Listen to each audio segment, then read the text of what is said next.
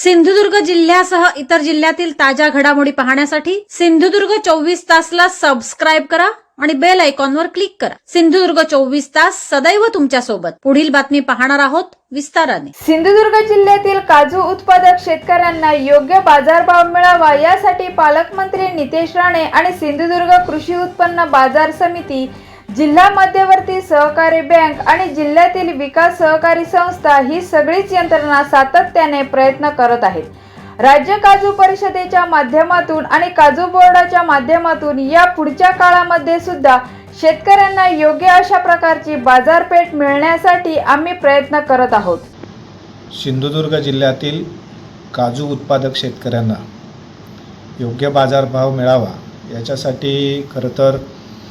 आदरणीय पालकमंत्री नितेशजी राणेसाहेब आणि जिल्ह्यातील कृषी उत्पन्न बाजार समिती, जिल्हा मध्यवर्ती सहकारी बँक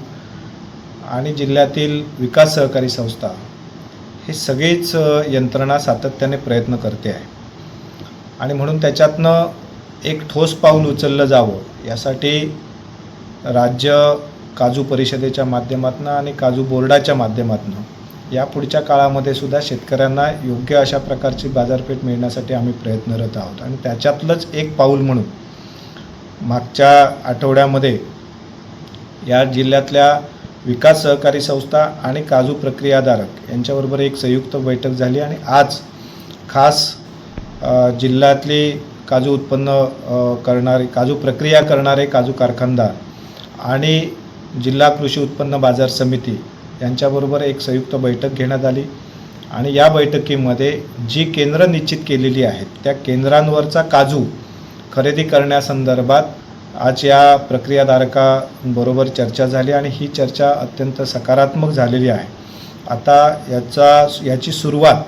ही या एक आठवड्याभराच्या आतमध्ये करण्यासंदर्भातली सकारात्मक चर्चा झाली। त्याच्यातले जे काही तांत्रिक बाबी आहेत या तांत्रिक बाबी आम्ही या 1-2 दिवसामध्ये पूर्ण करू आणि त्याच्यानंतर आम्ही तात्काळ या जिल्ह्यामध्ये जवळपास 25 ते 30 केंद्रांवर खास करून विकास सहकारी संस्थांच्या केंद्रांवर काजू खरेदी करण्याची प्रक्रिया निश्चितपणे सुरू करू। या केंद्रांवर काजू विक्री केल्यामुळे काजू उत्पादक शेतकऱ्यांना निश्चितपणे चांगला फायदा होईल, कारण याचा जो दर निश्चिती आहे, जरी बाजारभावाप्रमाणे आपण दर निश्चित करणार असलो तरी ज्याचा चांगल्या दर्जाचा काजू आहे त्याला अधिकचा दर देण्याच्या संदर्भात आज आमची सकारात्मक चर्चा झालेली आहे आणि त्यामुळे आम्ही चांगल्या दर्जाच्या काजूला त्या ठिकाणी चांगला दर मिळवून देण्याच्या दृष्टिकोनातून प्रयत्न करतो आहोत आणि त्यामुळे या केंद्रांवर विक्री केल्याचा अजून एक फायदा निश्चितपणे शेतकऱ्याला होईल की या पुढच्या काळामध्ये काजू बोर्डाच्या माध्यमातून जे अनुदान देण्यासंदर्भातला आमचा जो आग्रह आहे,